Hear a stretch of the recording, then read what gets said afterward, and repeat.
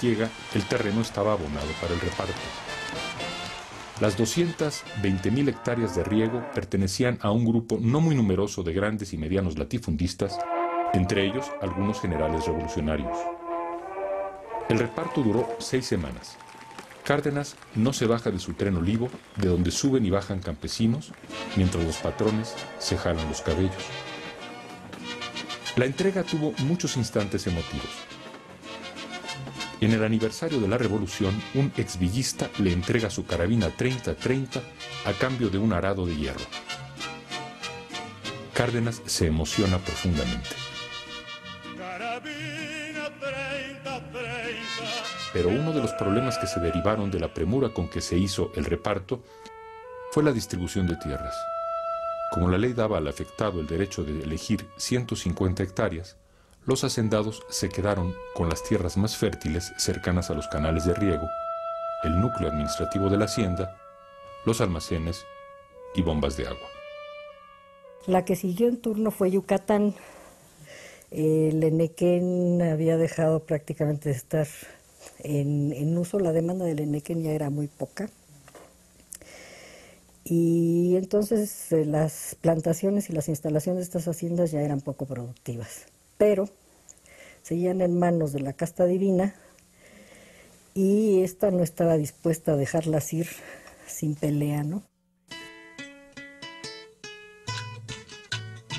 En Yucatán, en solo 23 días, Cárdenas expropia 360.000 hectáreas y las entrega a 34.000 ejidatarios. Se prometen muchas cosas y el proyecto incluye la fundación de un instituto agrícola enequenero. El Banco Ejidal prestará 35 millones de pesos sin intereses por el tiempo que sea necesario. Por desgracia, el gran ejido yucateco no funciona. El Banco Ejidal se comportó como un patrón rígido e impersonal y además como un patrón corrupto. Un año después, los campesinos yucatecos le echan en cara a Cárdenas la miseria, el hambre y el descontento que privan en la zona. Los ejidatarios se preguntan dónde quedaron los 35 millones prometidos. Y todo este descontento es el resultado de la falta de planeación. El presidente se lamenta.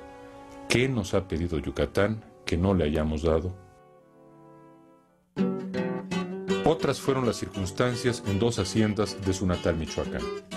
En 1938, el presidente escribe a sus viejos conocidos, los señores Cusi, dueños de 2 haciendas en muchos sentidos ejemplares, Lombardía y Nueva Italia. Reconoce que han sido buenos hacendados, pero les advierte la inminencia del reparto.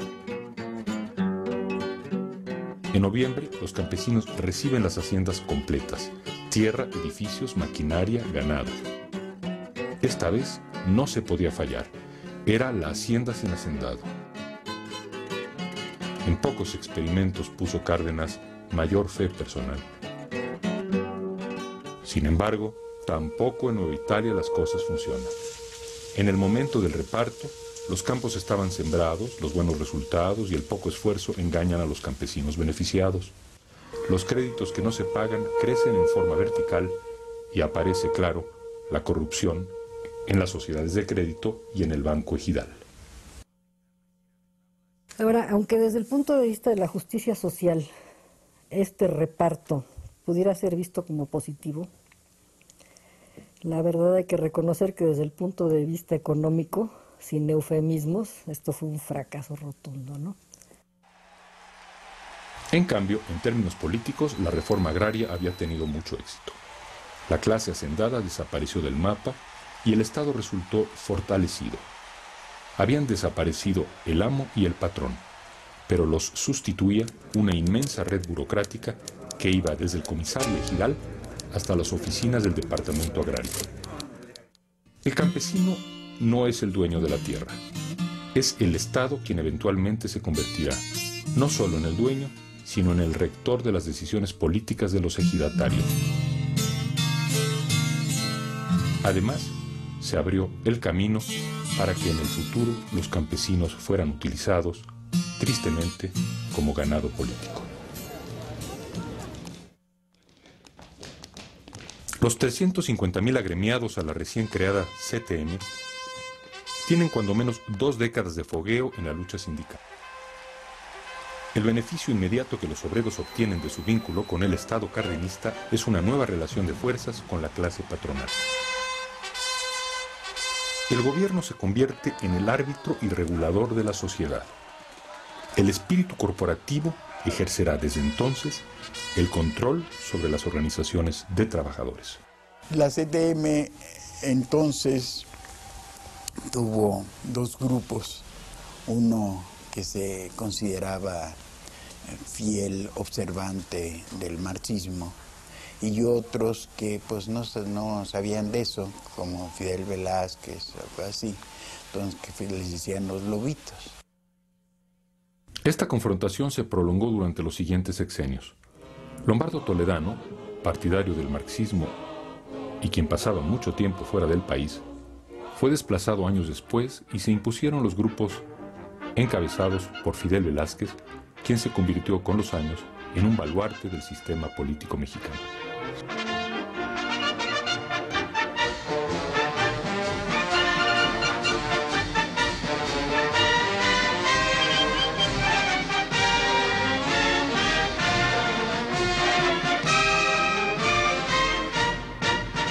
Cárdenas toma medidas para evitar que el poder de la CTM sea desmedido, como lo fue el de la CROM en la época de Morones. Deja con vida otras organizaciones sindicales para que sirvan de contrapeso a la CTM.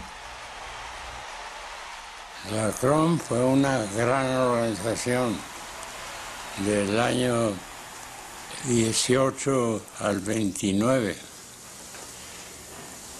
pero se desprestigió mucho con la actitud de Morones, que entonces era secretario de Industria y Comercio y tenía una casa en Tlalpan que hasta Plaza de Toros había, ¿no?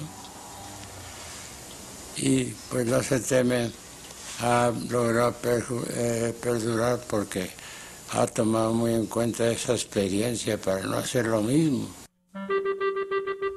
Como otra medida de control, Cárdenas impide la incorporación de los burócratas y campesinos a la CTM. Y tiempo después, crea la Confederación Nacional Campesina.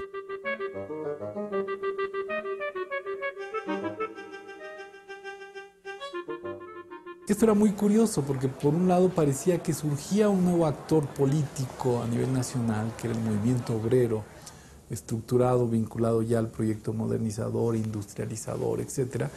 Y por otra parte, el campesinado, pero como hijo menor del régimen, es decir, como personas a las que debían tutelarse, ¿no? Sin embargo, la actitud de Cárdenas frente a los obreros no fue siempre la misma. En 1936 las huelgas no eran desacertadas ni antipatrióticas. 3 años después, en 1939, sí lo eran. La nueva línea con los obreros tuvo su origen en el momento de la sucesión presidencial, que se volvía prioritaria para el Estado y exigía un clima de equilibrio. El sentido de fondo es, sin embargo, el mismo. El Estado vela por la nación, es tutor, es árbitro, es el supremo juez. Durante los últimos años de su gobierno, Cárdenas hizo un experimento fuera del corporativismo de la CTM. Nacionaliza completamente los ferrocarriles y entrega al sindicato de ferrocarrileros la administración y operación de la empresa. En la médula del nuevo proyecto estaba el credo colectivista de Lázaro Cárdenas.